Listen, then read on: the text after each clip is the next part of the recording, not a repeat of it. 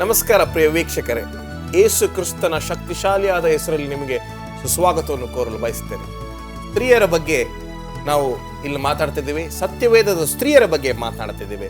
ಬನ್ನಿ ನಮ್ಮ ಅತಿಥಿಗಳನ್ನ ಸ್ವಾಗತ ಮಾಡೋಣ. ನಮಸ್ಕಾರ ಶ್ರೀಮತಿ ಈಶ್ವರಿ ಅವರೇ. ನಮಸ್ಕಾರ ಶ್ರೀಮತಿ ನಳಿನಾಕ್ಷಿ ಅವರೇ. ಸತ್ಯವೇದದಲ್ಲಿ 200ಕ್ಕಿಂತ ಹೆಚ್ಚು ಸ್ತ್ರೀಯರಿದ್ದಾರೆ. ಸತ್ಯವೇದದ ಸ್ತ್ರೀಯರ ಬಗ್ಗೆ ನಾವು ಚರ್ಚೆ ಮಾಡ್ತಿದ್ದೇವೆ. ಎಲ್ಲ ಸ್ತ್ರೀಯರ ಬಗ್ಗೆ ನಾವು ಮಾಡೋಕ್ಕಾಗೋದಿಲ್ಲ, ಕೆಲವೊಂದು ಸ್ತ್ರೀಯರ ಬಗ್ಗೆ ನಾವು ಮಾಡ್ತಾ ಇದ್ದೇವೆ. ಆದರೆ ಒಂದು ಪ್ರಶ್ನೆ, ಈ ಚರ್ಚೆ ಶುರುವಾಗೋ ಮುನ್ನ, ಸತ್ಯವೇದದಲ್ಲಿ ಸ್ತ್ರೀಯರಿಗೆ 2ನೇ ಸ್ಥಾನ ಇದೆ, ಪುರುಷರಿಗೆ ಮಾತ್ರ 1ನೇ ಸ್ಥಾನ ಇದೆ ಎಂಬತಕ್ಕಂಥ ಒಬ್ಬ ವೀಕ್ಷಕರು ನಮಗೆ ಪತ್ರವನ್ನು ಬರೆದು ಈ ಪ್ರಶ್ನೆಯನ್ನು ಕೇಳಿದ್ದಾರೆ.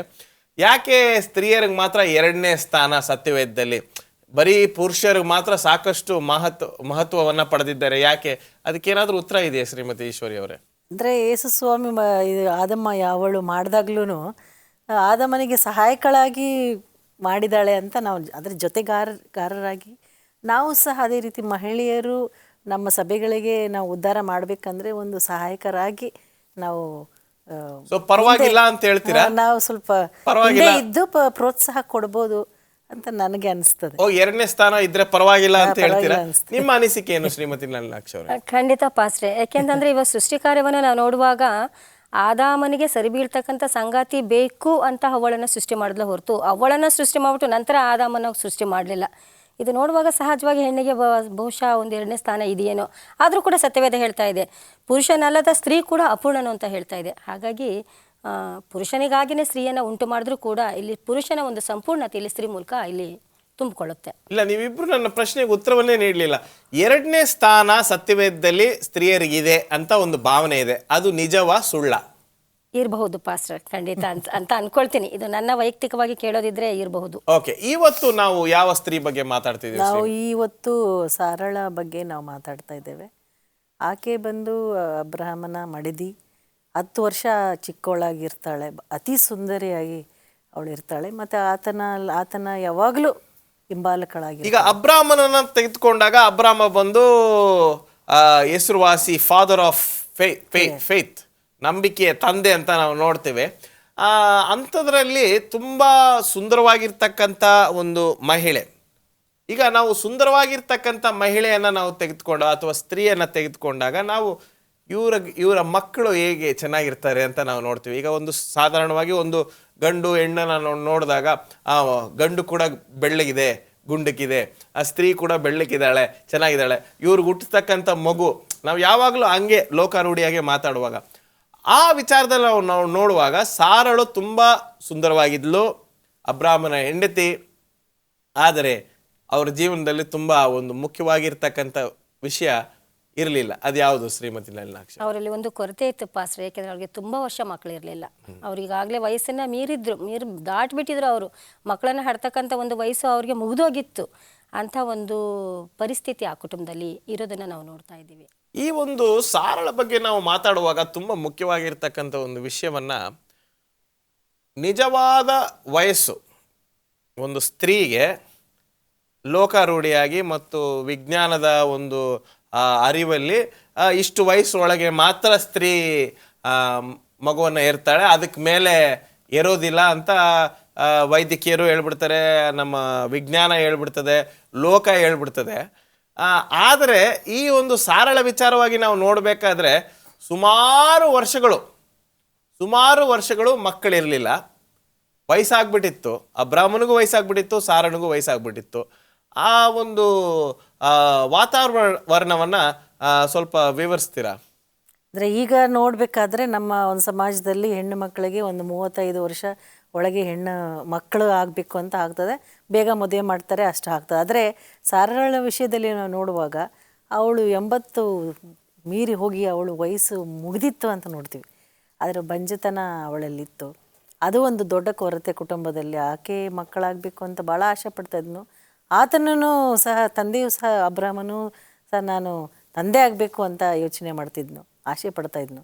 ಆದರೆ ಅವರಲ್ಲಿ ಆ ಒಂದು ಕೊರತೆ ಇತ್ತು ಅಂತ ನಾವು ನೋಡ್ತೇವೆ. ಈಗ ನಮ್ಮ ಅಬ್ರಹಾಮನು ಮತ್ತು ಸಾರಳ ವಿಚಾರವಾಗಿ ತೆಗೆದುಕೊಂಡಾಗ ಈಗ ಮಕ್ಕಳಿಲ್ಲ ಅವರಿಗೆ. ಆ ಒಂದು ಪೀರಿಯಡ್ ಅಂತ ಹೇಳ್ತಾರಲ್ಲ, ಆ ಒಂದು ಸಮಯ ಈಗ ಎಷ್ಟೋ ವರ್ಷಗಳು ಸುಮಾರು ಮದುವೆಯಾಗಿ ಎಷ್ಟೋ ವರ್ಷಗಳವರೆಗೂ ಮಕ್ಕಳಿಲ್ಲದೆ ಇರ್ತಕ್ಕಂಥವ್ರಿಗೆ ನಾವು ಈ ಸಾರಳ ವಿಚಾರದಿಂದ ನಾವು ಏನನ್ನು ನಾವು ಅವ್ರಿಗೆ ಹೇಳಲಿಕ್ಕೆ ಇಷ್ಟಪಡ್ತೀವಿ? ಅಬ್ರಹಾಮನಲ್ಲಿ ಇದ್ದಂಥ ಒಂದು ನಂಬಿಕೆ ದೇವರ ಮಾತಿಗೆ ಇಲ್ಲಿ ದೇವರ ವಾಗ್ದಾನದ ಮೇಲೆ ಹಾತ್ಕೊಳ್ಬೋದು ಅನ್ನೋದನ್ನು ನಾವು ಇಂತಹ ದಂಪತಿಗಳಿಗೆ ನಾವು ಹೇಳಲಿಕ್ಕೆ ಸಾಧ್ಯ ಆಗುತ್ತೆ. ಏಕೆಂದರೆ ಅಬ್ರಹಾಮ ಸಾರಳು ಕೂಡ ಮುಪ್ಪಿನ ಮುದುಕರಾಗಿದ್ದರು, ಮಕ್ಕಳಾಗುತ್ತೆ ಅನ್ನೋ ಒಂದು ಆಸೆಯನ್ನೇ ಅವಳು ಕರ್ಕೊಂಡು ಬಿಟ್ಟಿದ್ರು.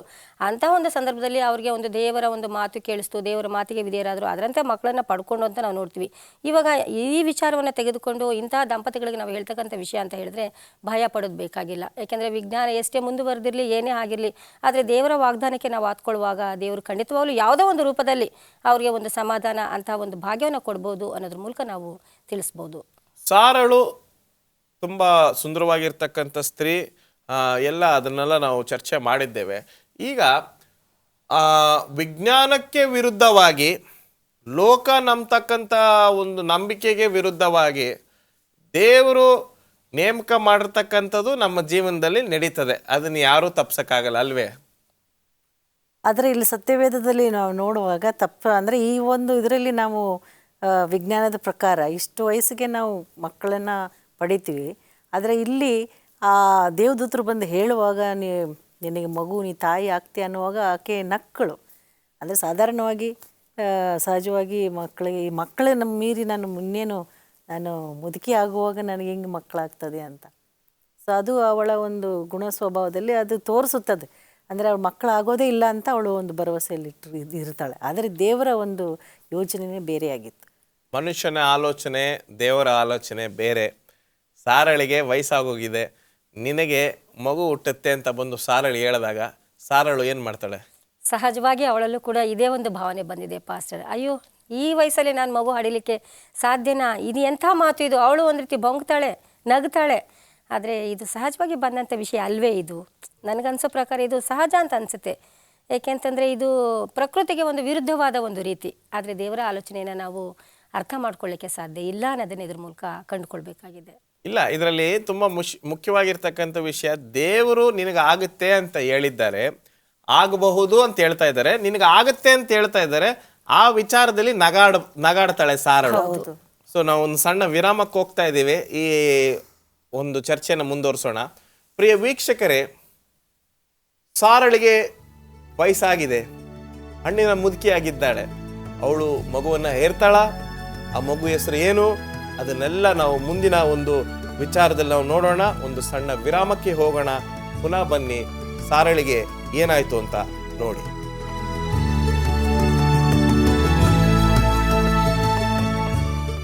ವೆಲ್ಕಮ್ ಬ್ಯಾಕ್ ಪ್ರಿಯ ವೀಕ್ಷಕರೇ. ಸಾರಳ ಬಗ್ಗೆ ನಾವು ಕಲಿತಾ ಇದ್ದೇವೆ. ಬನ್ನಿ ನಮ್ಮ ಚರ್ಚೆಯನ್ನು ಮುಂದುವರಿಸೋಣ. ಸೊ ತುಂಬ ಮುಪ್ಪಿನ ವಯಸ್ಸಿನಲ್ಲಿ ಇರ್ತಕ್ಕಂಥ ಒಂದು ಗಂಡು ಹೆಣ್ಣು, ಮುದುಕಿ ಅಂತ ಲೋಕಾರೂಢಿಯಾಗಿ ನಾವು ಮಾತಾಡ್ಬೇಕು. ಅಂಥವ್ರ ಹತ್ರ ಬಂದು ನಿನಗೆ ಮಗು ಆಗುತ್ತೆ ಅಂತ ಹೇಳಿದಾಗ ಸಾರಳು ನಗ್ತಾಳೆ. ಆಮೇಲೆ ನಡೆದಿದ್ದಾದ್ರೂ ಏನು? ಆಕೆ 90 ವರ್ಷ ಆದಾಗ ಅವಳಿಗೆ ಒಂದು ಗರ್ಭ ಧರಿಸ್ಕೊಳ್ತಾಳೆ. ಅದು ಅವಳು ನಿಜವಾಗ್ಲೂ ಅವಳ ಜೀವನದಲ್ಲಿ ಒಂದು ಸಂತೋಷದ ಒಂದು ವಿಷಯ. ಅಂದರೆ ಇಲ್ಲಿ ಲೋಕದಲ್ಲಿ ನಾವು ನೋಡ್ಬೇಕಾದ್ರೆ ಅದು ಒಂದು ಅಸಾಧ್ಯಕರವಾದ ಒಂದು ಇದು. ಆದರೆ ಯೇಸು ಸ್ವಾಮಿ ವಾಗ್ದಾನವನ್ನು ಕರೆಕ್ಟಾಗಿ ಆ ಒಂದು ಸಮಯಕ್ಕೆ ಅದು ನೆರವೇರಿಸ್ತಾನೆ ಅಂತ ನೋಡ್ತೀವಿ.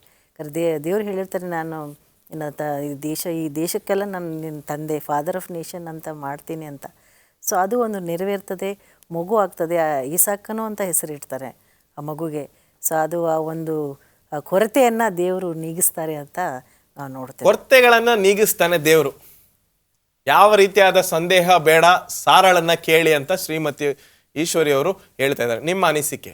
ಖಂಡಿತ ಪಾಸ್ಟ್ರೆ, ನಮ್ಮ ಎಲ್ಲ ಅಗತ್ಯಗಳನ್ನು ಪೂರೈಸಲು ದೇವರು ಒಬ್ಬನಿದ್ದಾನೆ ಅಂತ ಹೇಳುವಾಗ ಕೊರತೆಯನ್ನು ಖಂಡಿತವಾಗ್ಲೂ ಕೂಡ ನೀಗಿಸ್ತಾನೆ. ಹಾಗಾಗಿ ದೇವರನ್ನ ಮೇಲೆ ನಾವು ಭರವಸೆನ ಇಡಬೇಕು. ದೇವ್ರು ಕೊಡ್ತೀನಿ ಅನ್ನೋ ಮಾತನ್ನು ಮೊದಲನೇದಾಗಿ ನಾವು ನಂಬಬೇಕಾಗಿದೆ. ನಮ್ಮ ಪ್ರಿಯ ವೀಕ್ಷಕರಲ್ಲಿ ಸಾಕಷ್ಟು ಜನರು ಮಗು ಇಲ್ಲದೆ ಇರತಕ್ಕಂಥ ಒಂದು ಸಂದರ್ಭದಲ್ಲಿ ನಾನು ನಿಮಗೆ ಹೇಳಕ್ಕೆ ಇಷ್ಟಪಡ್ತೀನಿ, ಸಾರಳ ವಿಚಾರವನ್ನು ನೀವು ದಯವಿಟ್ಟು ಓದ್ರಿ. ದೇವರು ವಿಜ್ಞಾನಕ್ಕೆ ಹೊರತಾಗಿ ಲೋಕ ಯೋಚನೆ ಮಾಡೋದಕ್ಕಿಂತ ಹೆಚ್ಚಾಗಿ ಯೋಚನೆ ಮಾಡ್ತಾನೆ. ನಿಮಗೆ ಸೂಕ್ತವಾದ ಸಮಯದಲ್ಲಿ ಮಕ್ಕಳನ್ನು ಕೊಡ್ತಾನೆ. ನೀವು ನಂಬಬೇಕಾಗಿದೆ ಪ್ರಿಯ ವೀಕ್ಷಕರೇ. ಈಗ ನಾವು ಕೆಲವೊಂದು ವಿಷಯಗಳನ್ನು ಮಾತಾಡೋಣ. ಈಸಾಕನ ವಿಚಾರವನ್ನು ತೆಗೆದುಕೊಂಡಾಗ ತುಂಬ ವರ್ಷಗಳ ನಂತರ, ಒಂದು ವೇಳೆ ನಾನು ಹೇಳ್ಬೇಕು, ಒಂದು ಅಜ್ಜಿ ಒಂದು ಮೊಮ್ಮಗನ್ನ ಏರ್ತಕ್ಕಂಥ ಒಂದು ಒಂದು ವಿಷಯ ಅಂತ ಕೂಡ ಹೇಳ್ಬೋದು, ಹಾಸ್ಯವಾಗಿ ಮಾತಾಡಂಗಿದ್ರೆ. ಅಷ್ಟು ವಯಸ್ಸಿನಲ್ಲಿ ಇಸಾಕ್ ಹುಟ್ಟಿದ್ದಾನೆ. ಸಾರಳಿಗೆ ಏನಾಗಿರ್ಬೋದು, ಏನು ಅವಳ ಅನುಭವ ಏನಾಗಿರ್ತದೆ? ಅವಳು ಆನಂದ ಅತಿಥಿ ಹೇಳ್ದಷ್ಟು ಆಗಿರ್ತದೆ ಅಂತ ನೋಡ್ತೇವೆ. ಅವಳು ಭಾಳಷ್ಟು ಮುದ್ದಾಗಿ ಸಾಕ್ತಾಳೆ. ಮತ್ತು ಅವಳಿಗೆಲ್ಲ ಆಸ್ತಿ ಇತ್ತು, ಗಂಡನ ಪ್ರೀತಿ ಇತ್ತು, ಈ ಜೊತೆಗೆ ಮಗು ಆಯಿತು ಅಂದ ತಕ್ಷಣ ಅವಳಿಗೆ ಅವಳ ಜೀವನ ಕಂಪ್ಲೀಟ್ ಆಯಿತು ಅಂತ, ಸಂಪೂರ್ಣವಾಯಿತು ಅಂತ, ಒಂದು ಸರ್ಕಲ್ ಅಂತ ಹೇಳ್ತೇವೆ, ಸಂಪೂರ್ಣವಾಯಿತು ಹೇಳಿ ಅಂತ ನೋಡ್ತೀವಿ. ಆದರೆ ಒಂದು ಇದರಲ್ಲಿ ನಾವು ನೋಡ್ತೀವಿ, ದೇವರು ನಡೆಸಿ ಅವರನ್ನು ಕೆಲವನ್ನ ಶೋಧನೆಯಲ್ಲಿ ಹಾಕೋದನ್ನು ನಾವು ಕಾಣ್ಬರ್ತದೆ. ಸಾರಳು ಮುಂದೆ ಈಗ ನಾವು ನೋಡ್ತೇವೆ, ಅಬ್ರಹಾಮನನ್ನ ದೇವರು ಈಶಾಕನ ಕೇಳ್ತಾನೆ ಕಾಣಿಕೆಯಾಗಿ ಕೊಡು ಅಂತ. ನಾನು ಬರೀ ಸಾರಳ ಬಗ್ಗೆ ನಾವು ಚರ್ಚೆಯನ್ನು ಮಾಡ್ತಾ ಇದ್ವಿ. ಸಾರಳಿಗೆ ಹೇಗಾಗಿರ್ಬೇಕು? ಬಹುಶಃ ಒಬ್ಬ ತಾಯಿಯಾಗಿ ಇವತ್ತು ನಾನು ಇದನ್ನು ಹೇಳಬೇಕು ಅಂತ ಹೇಳಿದ್ರೆ ತುಂಬಾ ಕಷ್ಟ ಆಗ್ತಾ ಇದೆ ಪಾಸ್ಟರ್. ಏಕೆಂದರೆ ಮುಪ್ಪಿನಲ್ಲಿ ಪಡೆದಿರ್ತಕ್ಕಂಥ ಮಗು, ವಾಗ್ದಾನದಿಂದ ಹುಟ್ಟಿರ್ತಕ್ಕಂಥ ಮಗು, ಅವ್ರಿಗೆ ಬೇಕಾದಷ್ಟು ಕಲ್ಪನೆ ಇರ್ಬೋದಿತ್ತಲ್ವಾ. ದೇವ್ರು ಕೊಟ್ಟಿದ್ದಾನೆ, ಇನ್ನು ನಮ್ಗೆ ಯಾವ ಕೊರತೆಯೂ ಇರೋದಿಲ್ಲ, ನನ್ನ ಮಗನ ಸುಂದರವಾಗಿ ರೂಪಿಸ್ತಾನೆ, ನಾನು ಅದನ್ನು ಕಣ್ಣಿಂದ ನೋಡ್ತೀನಿ ಅನ್ನೋ ಆಸೆ ಸಹಜವಾಗಿ ಇದು ಆ ತಾಯಿಯಲ್ಲೂ ಕೂಡ ಇಲ್ಲಿ ಬಂದಿದೆ. ಆದರೆ ಸಡನ್ನಾಗಿ ಬಂದಂಥ ಈ ಒಂದು ಸುದ್ದಿ ಅವಳಿಗೆ ಅದು ತುಂಬಾ ಅದು ಕಷ್ಟ ಆಗಿದೆ ಅಂತಲೇ ನಾನು ಅಂದ್ಕೊಳ್ತೀನಿ. ಆದರೆ ಇದು ಬಹುಶಃ ಇಲ್ಲಿ ಸಾರಳಿಗೆ ಗೊತ್ತಿರಲಿಲ್ಲ, ಆದರೆ ಅಬ್ರಹಾಮನಿಗೆ ಮಾತ್ರ ಇದು ಗೊತ್ತಿರೋದ್ರಿಂದ ಒಂದು ವೇಳೆ ಆ ಜಾಗದಲ್ಲಿ ನಾವು ತಾಯಿಯಾಗಿ ಇದ್ದು ನಾವು ಅದನ್ನು ನಮಗಿದು ಗೊತ್ತಿದೆ ಅಂತ ಹೇಳಿದರೆ ಅದು ಖಂಡಿತವಾಗ್ಲೂ ಅದನ್ನು ವಿವರಣೆ ಮಾಡಲಿಕ್ಕೆ ಆಗದೆ ಇರತಕ್ಕಂಥ ಒಂದು ದುಃಖದ ಒಂದು ವಿಚಾರ ಅಂತಲೇ ಹೇಳ್ಬೋದು. ದೇವರು ಕೊಟ್ಟಿರ್ತಕ್ಕಂಥ ಒಂದು ಆಶೀರ್ವಾದವನ್ನು ಒಂದು ಸಣ್ಣ ಭಾಗವಾಗಿ ದೇವರು ಕೊಡೋದು ತಪ್ಪೆ? ಸಣ್ಣ ಭಾಗವಾಗಿ ತಗೊಂಡ್ರೂ ನಾವು ಸ್ವೀಕರಿಸಬೇಕಾಗ್ತದೆ, ತಪ್ಪಾಗೋದಿಲ್ಲ. ಅದು ಇನ್ನೂ ಹೆಚ್ಚಾಗ್ತದೆ ಅಂತ ನಮಗೆ ಒಂದು ಆಶೀರ್ವಾದ ಆಗ್ತದೆ. ಈಗ ನಾವು ನಿನ್ನೆ ನೋಡಿದ್ವಿ, ಸ್ಯಾಮ್ಯಲನ ತಾಯಿ ಸ್ಯಾಮ್ಯಲನ ಸಭೆಗೆ ಅಥವಾ ದೇವಸ್ಥಾನಕ್ಕೆ ಕೊಟ್ಟಾಗ ಅದಾದ್ಮೇಲೆ ಅವರಿಗೆ ಸುಮಾರು ಮಕ್ಕಳು ಆದವು ಅಂತ ನಿನ್ನೆ ನಾವು ಕಲ್ತ್ವಿ. ಈಗ ನಮಗೆ ತುಂಬ ಮುಖ್ಯವಾಗಿರ್ತಕ್ಕಂಥ ಒಂದು ವಿಷಯವನ್ನ, ಇಸಾಕನು ಅಬ್ರಾಮನ ಜೊತೆ ಆ ಬೆಟ್ಟಕ್ಕೆ ಹತ್ತುವಾಗ ಸಾಕಷ್ಟು ನಮ್ರತೆಯಿಂದ ತಂದೆಯ ಒಂದು ಭಯಭಕ್ತಿಯಲ್ಲಿ ಅವನು ನಡೆದು ಹೋದ. ಸೊ ಆ ಒಂದು ಕ್ರೆಡಿಟ್ ಅಂತ ಹೇಳ್ತಾರಲ್ಲ, ಆ ಒಂದು ಒಳ್ಳೆತನವನ್ನು ನಾವು ಖಂಡಿತವಾಗ್ಲೂ ಸಾರಳಿಗೆ ಕೊಡಬೇಕಲ್ವೇ? ಖಂಡಿತ ಪಾಸ್ಟರ್, ಹೌದು. ತಂದೆಯ ಮಾತುಕೇತನು ವಿಧೇಯನಾದ್ನು, ಎಲ್ಲ ವಿಷಯದಲ್ಲೂ ಕೂಡ ತಂದೆ ಏನು ಹೇಳಿದ್ನೋ ಅದಕ್ಕೆ ಅವನು ಬದ್ಧನಾದ್ನು. ಅದ್ರ ಕ್ರೆಡಿಟು ಖಂಡಿತವಾಗ್ಲೂ ಅದು ಸಾರಳಿಗೆ ಬೇಕು. ಯಾಕೆಂದರೆ ಅಮ್ಮ ಬೆಳೆಸಿರ್ತಕ್ಕಂಥ ರೀತಿ, ಅದು ತಾಯಿ ಹೇಗೆ ಮಗನನ್ನು ರೂಪಿಸಿದಳೋ ಅದು ಅವನ ಕ್ರಿಯೆಯ ಮೂಲಕ ಅದನ್ನು ತೋರು ಬಂದಿದೆ. ಸೊ ಸಾರಳು ಖಂಡಿತವಾಗ್ಲೂ ತನ್ನ ಮಗನನ್ನ, ವಯಸ್ಸಾಗಿದ್ದರೂ ಕೂಡ ಮಗನನ್ನು ತುಂಬ ಚೆನ್ನಾಗಿ ಸಾಕಿದ್ದಾಳೆ ಅಲ್ವೇ ಶ್ರೀಮತಿ ಈಶ್ವರಿ? ಅವು ಗಂಡನಿಗೂ ತಕ್ಕ ಮಡದಿಯಾಗಿದ್ಲು, ನೆರವಾದ್ಲು, ನೆರಳಾಗಿ ಆತನ ಹಿಂಬಾಲಿಸಿ ಹೋದ್ಲು. ಅದೇ ರೀತಿ ಮಗನನ್ನು ಸಹ ಅಷ್ಟೇ ಪ್ರೀತಿಯಿಂದ ಭಕ್ತಿಯಿಂದ ಬೆಳೆಸಿದ್ದಾಳೆ ಅಂತ ನೋಡ್ತೀವಿ. ಯಾಕಂದರೆ ಅವನು ತಂದೆಯನ್ನು ಒಂದು ಪ್ರಶ್ನೆನೂ ಕೇಳೋದಿಲ್ಲ, ಹಿಂಬಾಲಿಸ್ಕೊಂಡು ಹೋಗಿ ವಿಧೇಯನಾಗಿ ಯಾರು ಹೇಗೆ ಅಂತ, ಅಂದರೆ ತನ್ನನ್ನು ತಾನೇ ಬಲಿ ಕೊಡಬೇಕು ಅನ್ನುವಾಗ ತಂದೆಗೆ ನೋವು ಎಷ್ಟಾಗಿರ್ಬೋದು ಅಂತ ನಾವು ಊಹಿಸ್ಬೋದು. ಮತ್ತು ತಾಯಿ ಬೆಳೆಸಿದ್ದ ಒಂದು ವಿಧೇಯತೆ, ತಾಳ್ಮೆ, ನಂಬಿಕೆ ಇದೆಲ್ಲವೂ ಸಹ ಈ ಐಸೆಕ್ನಲ್ಲಿ ನೋಡ್ಬೋದು. ಒಂದು ಚರ್ಚೆಗೆ ಒಂದು ವಿಷಯವನ್ನು ತರೋಣ, ಸುಮ್ಮನೆ ನಮ್ಮ ಒಂದು ಚರ್ಚೆಗೋಸ್ಕರ. ಅಬ್ರಹಾಮನು ಒಂದು ವೇಳೆ ಸಾರಳನ್ನು ಕೂಡ ಬಾಮ ಈ ಥರ ದೇವರು ನಮ್ಮ ಮಗನ್ನ ಬಲಿ ಕೊಡು ಅಂತ ಕೇಳ್ತಾ ಇದ್ದಾನೆ, ನೀನು ನನ್ನ ಜೊತೆ ಬಾ ಅಂತ ಕರೆದಿದ್ರೆ ಸಾರಳು ಹೋಗಿರ್ತಾಳೋ ಇಲ್ವೋ ಶ್ರೀಮತಿ ನಳಿನಾಕ್ಷಿ ಅವರೇ? ಬಹುಶಃ ಈ ಉತ್ತರ ಬಹಳ ಕಷ್ಟ ಅನಿಸುತ್ತೆ ಪಾಸ್ಟರ್. ಏಕೆಂತಂದರೆ ಅವಳು ಹೆತ್ತ ಮಗು, ವಯಸ್ಸಿನ ನಂತರ ಹೆತ್ತ ಮಗು, ಅವಳು ಯಾವ ಉತ್ತರ ಕೊಡ್ತಿಲ್ವೋ, ಬಹುಶಃ ನಿರಾಕರಿಸ್ತಿದ್ಲೇನೋ ಅಂತಕ್ಕಂಥದ್ದು ನನ್ನ ಒಂದು ನನ್ನ ಅನಿಸಿಕೆ ಏನಂದ್ರೆ ಖಂಡಿತವಾಗ್ಲೂ ಅವಳು ಹೋಗಿರ್ತಾಳೆ.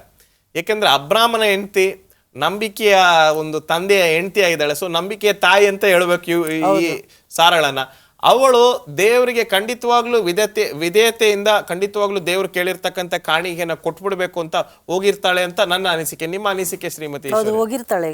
ಯಾಕಂದರೆ ಎಲ್ಲ ಸಮಯದಲ್ಲೂ ಅವಳು ಪತಿಯನ್ನು ಹಿಂಬಾಲಿಸ್ತಾ ಇದ್ಲು. ಆ ಒಂದು ನಂಬಿಕೆಯಲ್ಲೇ ದೇವರು ನಮ್ಮನ್ನು ನನಗೆ ನಡೆಸ್ತಾನೆ ಅಂತ ಒಂದು ನಂಬಿಕೆಯಲ್ಲೇ ಅವಳು ಹೋಗಿರ್ತಾಳೆ ಅಂತ ನಾನು ಅಂದ್ಕೊಳ್ತೇನೆ. ಉತ್ತಮವಾಗಿರ್ತಕ್ಕಂಥ ಉತ್ತರವನ್ನು ಕೊಟ್ಟಿದ್ದೀರಾ ಶ್ರೀಮತಿ ಈಶ್ವರಿ ಅವರೇ. ಈಗ ನಾವು ಸಾರಳ ವಿಚಾರವಾಗಿ ನಾವು ಮಾತಾಡಿದ್ರೆ, ಆ ಅಬ್ರಾಹ್ಮನ ಜೀವನದಲ್ಲಿ ನಡೆದಿರ್ತಕ್ಕಂಥ ಎರಡು ಮುಖ್ಯವಾಗಿರ್ತಕ್ಕಂಥ ಘಟನೆಯನ್ನು ನಾವು ಮಾತನಾಡದೆ ಚರ್ಚೆಯನ್ನು ಮುಗಿಸೋಕ್ಕಾಗೋದಿಲ್ಲ. ಅವನು ನನ್ನ ತಂಗಿ, ನನ್ನ ಸಹೋದರಿ ಅಂತ ಒಂದಲ್ಲ 2 ಸರಿ ಹೇಳಿರ್ತಕ್ಕಂಥ ವಿಚಾರವನ್ನು ನಾವು ಸತ್ಯವೇದದಲ್ಲಿ ನೋಡ್ತೀವಿ. ಯಾತಕ್ಕಾಗಿ ಹಂಗೆ ಹೇಳ್ದ, ಅದರಿಂದ ಏನಾಯಿತು ಎಂಬತಕ್ಕಂಥ ವಿಚಾರವನ್ನು ನಾವು ಮುಂದಿನ ಒಂದು ಸೆಗ್ಮೆಂಟಲ್ಲಿ ನಾವು ಮಾತಾಡೋಕ್ಕೆ ಹೋಗ್ತಾ ಇದ್ದೀವಿ. ಸಮಯವಾಗಿದೆ, ಒಂದು ಸಣ್ಣ ವಿರಾಮಕ್ಕೆ ಹೋಗೋಣ. ವಿರಾಮದ ನಂತರ ಈ ಸಾರಳು ಯಾಕೆ ಅಬ್ರಾಮನಿಗೆ ತಂಗಿಯಾದಳು ಎಂಬತಕ್ಕಂಥ ವಿಚಾರವನ್ನು ನಾವು ಚರ್ಚೆ ಮಾಡೋಣ. ಒಂದು ಸಣ್ಣ ವಿರಾಮಕ್ಕೆ ಹೋಗ್ತಾ ಇದ್ದೀವಿ. ಪ್ರಿಯ ವೀಕ್ಷಕರೇ, ಸಾರಳು ಅಬ್ರಹಾಮನ ತಂಗಿ ಆಗ್ತಾಳೆ. ಯಾವಾಗ, ಯಾತಕ್ಕಾಗಿ, ಎಷ್ಟು ಸಾರಿ, ಅದರಿಂದ ಆದಂಥ ವಿಷಯಗಳು ಏನು, ಮುಂದಿನ ಸೆಗ್ಮೆಂಟಲ್ಲಿ ನಾವು ಹೋಗ್ತಾ ಇದ್ದೀವಿ. ಒಂದು ಸಣ್ಣ ವಿರಾಮಕ್ಕೆ ಹೋಗ್ತಾ ಇದ್ದೀವಿ. ವಿರಾಮದ ನಂತರ ನಾನು ಪುನಃ ನಿಮ್ಮೊಡನೆ ಬಂದು ಈ ಚರ್ಚೆಯನ್ನು ಮುಂದುವರಿಸ್ತೀನಿ. ದೇವರು ನಿಮ್ಮನ್ನು ಆಶೀರ್ವದಿಸಲಿ. ಪುನಃ ಬನ್ನಿ.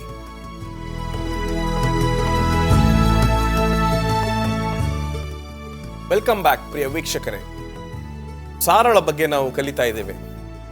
ಸಾರಳು ಮುಪ್ಪಿನ ವಯಸ್ಸಿನಲ್ಲಿ ಮಗುವನ್ನು ಹೆರ್ತಾಳೆ, ದೇವರ ಆಶೀರ್ವಾದವನ್ನು ಪಡಿತಾಳೆ. ಬನ್ನಿ ನಮ್ಮ ಚರ್ಚೆಯನ್ನು ಮುಂದುವರಿಸೋಣ. ಶ್ರೀಮತಿ ಈಶ್ವರಿ ಅವರೇ, ಅಬ್ರಹಾಮನು ಮತ್ತು ಅವನ ದೊಡ್ಡ ಕುಟುಂಬ ಬರಗಾಲದಲ್ಲಿ ಕಷ್ಟಪಟ್ಟು ಎಗಿಪ್ತಿಗೆ ಹೋಗ್ತಕ್ಕಂಥ ಒಂದು ಸಂದರ್ಭ ಬರ್ತದೆ. ಆ ಎಗಿಪ್ತಿಗೆ ಹೋಗ್ತಕ್ಕಂಥ ಸಂದರ್ಭದಲ್ಲಿ ಅಬ್ರಹಾಮನು ತನ್ನ ಒಂದು ಬುದ್ಧಿವಂತಿಕೆಯನ್ನು ವ್ಯಕ್ತಪಡಿಸಲು ಏನೋ ಒಂದು ಮಾಡ್ತಾನೆ. ಅದು ಏನು ಶ್ರೀಮತಿ ಈಶ್ವರಿ ಅವರೇ? ಅಬ್ರಹಾಮನು ತನ್ನ ಎಲ್ಲ ಆಸ್ತಿ ಜೊತೆಗೆ ಹೆಂಡತಿ ಕರ್ಕೊಂಡು ಹೋಗುವಾಗ ಸಾರಳು ಭಾಳ ಸುಂದರವಾಗಿರುವುದನ್ನು ಅವನಿಗೆ ಯಾವಾಗಲೂ ಸ್ವಲ್ಪ ಭಯ ಉಂಟಾಗ್ತಿತ್ತು. ಅದಕ್ಕೋಸ್ಕರ ಅವನು ಏನು ಮಾಡ್ತಾ ಅಂತಿದ್ರೆ, ಫೆರೋವನ್ನು ಇದ್ದನಲ್ಲ ಐಗುಪ್ತನಲ್ಲಿ, ಅವರು ಎಲ್ಲ ಯಾರ್ಯಾರು ಸುಂದರವಾಗಿರ್ತಾರ ಅವರೆಲ್ಲ ಕರ್ಕೊಂಡು ಉಪಪತ್ನಿಯರನ್ನಾಗಿ ಮಾಡ್ಕೊಳ್ತಾ ಇದ್ರು. ಸೊ ಈಕೆಯನ್ನು ಸಹ ಅವನು ಆ ಒಂದು ಭಯದಿಂದ ಸ್ವಲ್ಪ ತನ್ನನ್ನು ತಾನು ರಕ್ಷಿಸ್ಕೊಳ್ಳಿಕ್ಕೆ ಕಾಪಾಡ್ಕೊಳ್ಳಿಕ್ಕೇನೋ ಅವನೊಂದು ಸುಳ್ಳು ಹೇಳ್ತಾನೆ. 2 ಸರಿ ಹೇಳೋದನ್ನು ನಾವು ನೋಡ್ತೇವೆ 2 ಸಂದರ್ಭಗಳಲ್ಲಿ. ಸೊ ತಂಗಿ ಅಂತ ಹೇಳ್ತಾನೆ ಅಂತ ನಾವು ನೋಡ್ತೇವೆ. ಅದನ್ನು ಆತನ ಕರ್ಕೊಂಡೋಗಿ ಸಹ ಕೆಲವು ದಿವಸ ಇಟ್ಕೊಂಡು ಆಮೇಲೆ ಅವನಿಗೆ ಗೊತ್ತಾಗ್ತದೆ ತಂಗಿ ಅಲ್ಲ ಇದು ಅಂತ.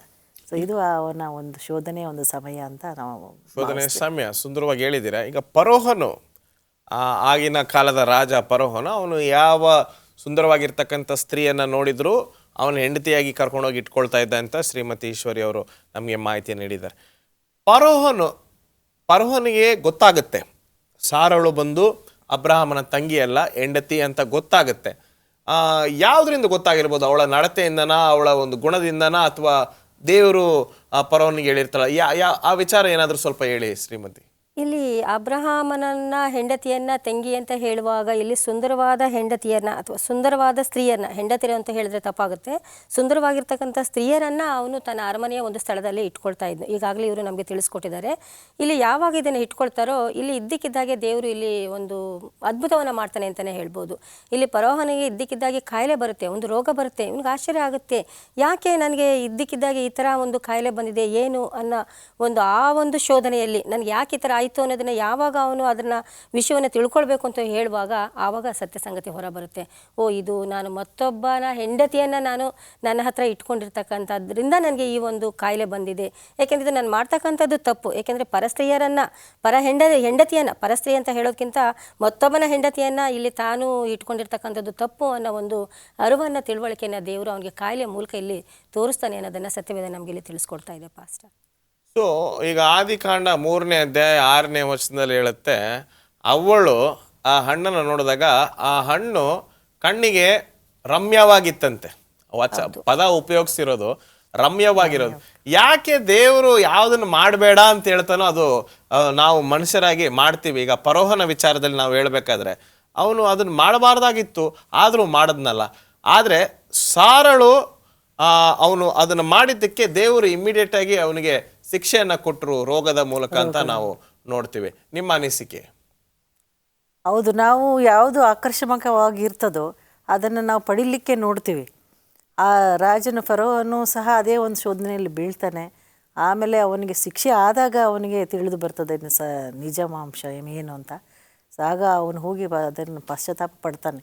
ನಾನು ತಗೊಂಡಿದ್ದು ನನ್ನ ಹೆಂಡತಿಯಾಗಿ ನಾನು ನಿನ್ನ ಹೆಂಡತಿನ ನಾನು ತಗೋಬಾರ್ದಾಗಿತ್ತು ಅಂತ ಹೇಳಿ ಅವನು ಪಶ್ಚಾತ್ತಾಪ ಪಟ್ಟು ಅದನ್ನು ಸರಿಪಡಿಸ್ಕೊಳ್ತಾನೆ ಅಂತ ನೋಡ್ತೇವೆ.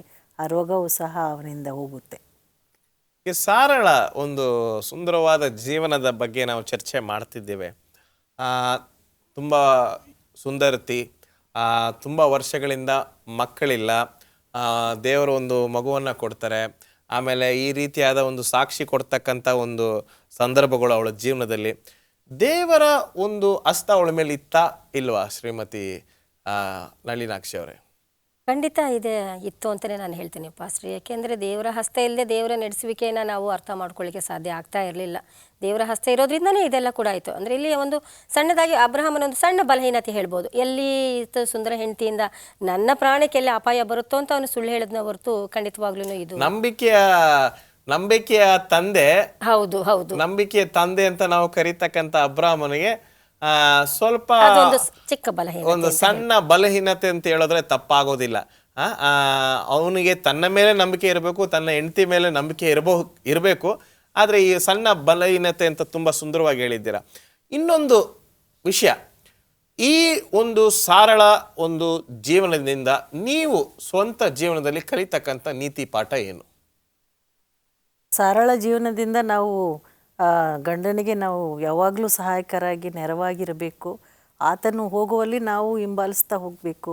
ದೇವರ ಸೇವೆಯಲ್ಲಿ ನಮ್ಮ ಒಂದು ಪತಿಗೆ ನಾವು ಸಹಾಯ ಮಾಡಬೇಕು ಅಂತ ನೋಡ್ತೀವಿ. ಮಕ್ಕಳನ್ನು ಒಳ್ಳೆ ರೀತಿ ಬೆಳೆಸಬೇಕು. ಇಸಾಕನನ್ನು ಒಳ್ಳೆಯ ವಿಧಿಯನಾಗಿರಬೇಕು ಅಂತ ಬೆಳೆಸಿದ್ಲಲ್ಲ. ಸೊ ಒಳ್ಳೆ ತಾಯಿಯಾಗಿ ಒಳ್ಳೆ ಗುಣಗಳಲ್ಲಿ ದೇವರ ಒಂದು ಗುಣಗಳಲ್ಲಿ ನಾವು ಮಕ್ಕಳನ್ನು ಬೆಳೆಸಬೇಕು ಅಂತ ನಾವು ನೋಡ್ತೇವೆ. ನಿಮ್ಮ ಒಂದು ಸ್ವಂತ ಜೀವನದಲ್ಲಿ ನೀವು ಸಾರಳ ಜೀವನದಿಂದ ನೀವು ಕಲ್ತಿದ್ದೇನು?